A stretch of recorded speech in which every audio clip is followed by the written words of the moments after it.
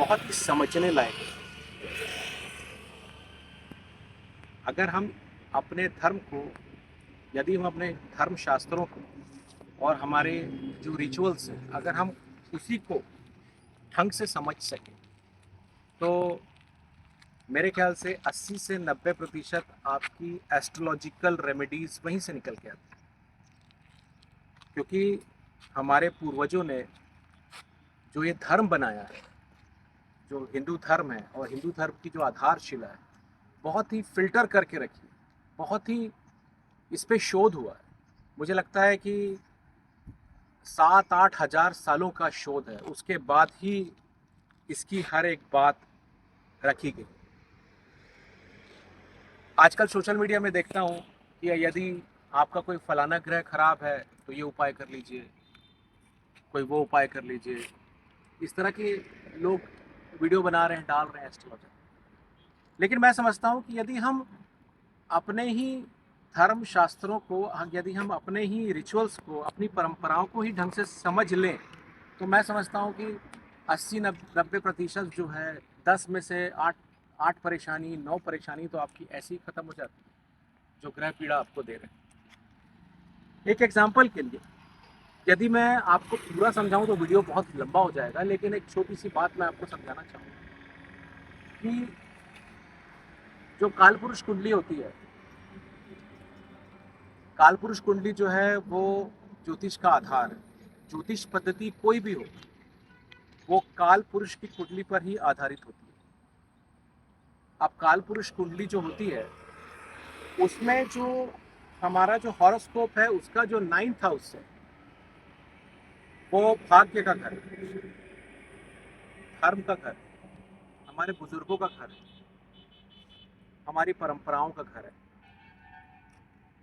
अब देखिए कि अब ये बात जो है हिंदू शास्त्रों से किस तरह से जुड़ी हुई है।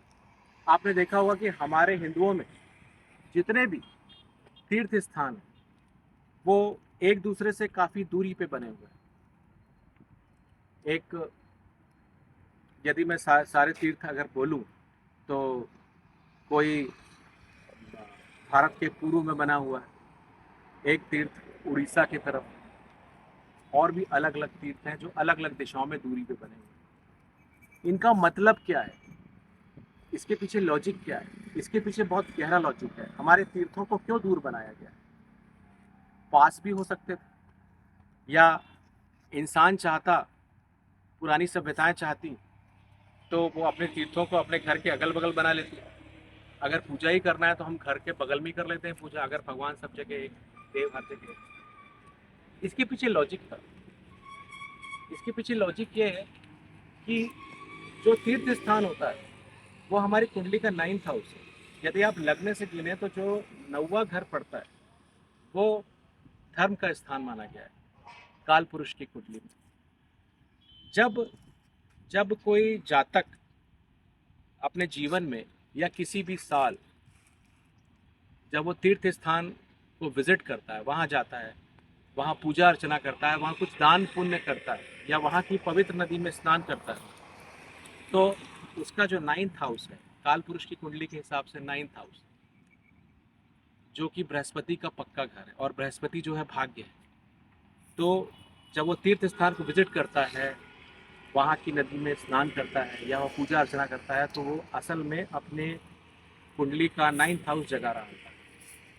आपने देखा होगा कि समाज का कोई भी वर्ग हो, चाहे वो अमीर हो चाहे गरीब हो, अपनी क्षमता के अनुसार लोग अपने तीर्थ को विजिट करते हैं, और ये हजारों साल से होता आ रहा है।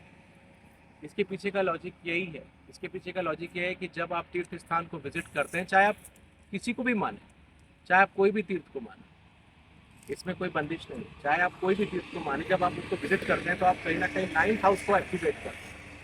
और जब हम 9th हाउस को एक्टिवेट करते हैं तो वो धर्म का स्थान है, वो परंपराओं का स्थान है, वो भाग्य का स्थान है। तो आपका जो भाग्य है वो जागृत होता है, और वो साल आपका अच्छा जाता है, और आपके ऊपर आप गुरु ग्रह बृहस्पति की कृपा होती है। तो ये एक बहुत बड़ा लॉजिक है। दूसरी चीज़ कि आपने देखा होगा कि हमारे हिंदू मंदिर जो हैं, कई सारे ऐसे मंदिर हैं, हजारों हजार ऐसे मंदिर हैं जो पहाड़ों पर बने हुए हैं और वहाँ पे पहुँचने के लिए हजारों सीढ़ी, कई सौ सीढ़ियाँ रहती हैं। अब अगर मंदिर बनाना है तो मंदिर तो हम नीचे भी बना सकते हैं, पहाड़ के नीचे भी मंदिर बनाते हैं। हमेशा जो मंदिर होते हैं, खास तौर पे जो देवी के मंदिर मंदिर होते हैं, वो पहाड़ों पे बने होते हैं, जैसे वैष्णो देवी है। और कई अलग अलग क्षेत्रों में अलग अलग देवियाँ हैं जिनके जो मंदिर है वो पहाड़ों पे। और श्रद्धालु जो हैं वो मेहनत करके अपनी श्रद्धा से पसीना बहाते हुए उन सीढ़ियों को चढ़ते हैं और उसके बाद वो माता के दर्शन करते हैं या देव के दर्शन करते हैं। उसके पीछे भी एक लॉजिक है।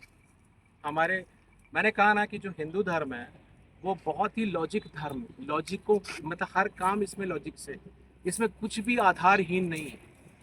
अगर हम अपने हिंदू धर्म को ही इनके इनके जो रिचुअल्स हैं, इनकी जो परंपराएं हैं, अगर हम उन्हीं को फॉलो कर लें तो हमारे आधे से ज़्यादा ग्रह पीड़ाएं तो ऐसी ऐसी ही समाप्त हो जाती हैं। तो मैं बात कर रहा था कि जो पहाड़ है, पहाड़ों में जो सीढ़ियाँ होती हैं और जब श्रद्धालु जब उस सीढ़ी को चढ़ता है तो कहीं ना कहीं वो अपने पैरों का उपयोग करता है।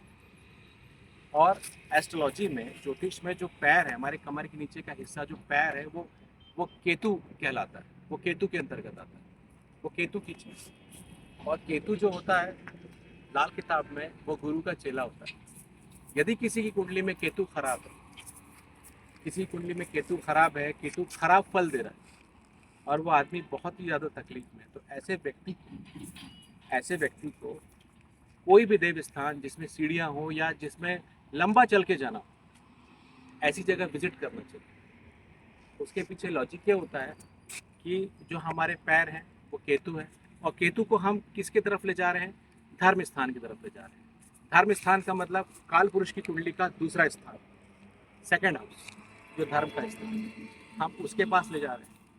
तो चाहे केतु 8 में बैठा हो या केतु तीसरे में बैठा हो, जो कि खराब पोजीशन है केतु की, तो ऐसी स्थिति में जब आप कोई भी मंदिर को चढ़ के जाते हैं या मेहनत करके जाते हैं या पैदल चल के जाते हैं, जैसे आपने देखा होगा नवरात्रों में लोग जो है पैदल पैदल जाते हैं।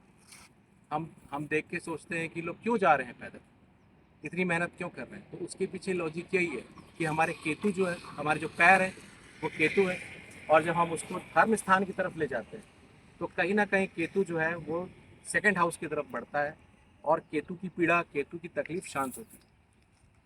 इसीलिए हजारों हजार साल से ये परंपरा रही है कि जो धर्म स्थान हैं, जो खासतौर पे देवी के मंदिर हैं, वो ऊंचे स्थान पे होते हैं, उस पर सीढ़ी बनाई जाती है ताकि जो श्रद्धालु है वो सीढ़ियों को चढ़े, पसीना बहाए, मेहनत करे और अपने अपनी जो माता हैं या जो भी देव हैं उनका वो दर्शन करे और अपनी केतु की पीड़ा का शमन करे। इसके पीछे यही लॉजिक है।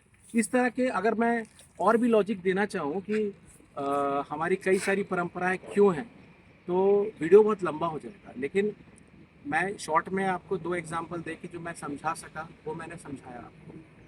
तो यदि आपको कोई भी प्रॉब्लम चल रही है या कोई भी दिक्कत चल रही है तो ऐसा नहीं है कि आप कोई एस्ट्रोलॉजिकल उपाय करेंगे तभी आपको कोई आपकी तकलीफ दूर होगी। यदि आप अपनी परंपराओं को, यदि हिंदू धर्म की परंपराओं को ही यदि आप अच्छे तरीके से फॉलो कर लेते हैं तो आपकी कई सारी परेशानियां दूर हो सकती हैं। धन्यवाद।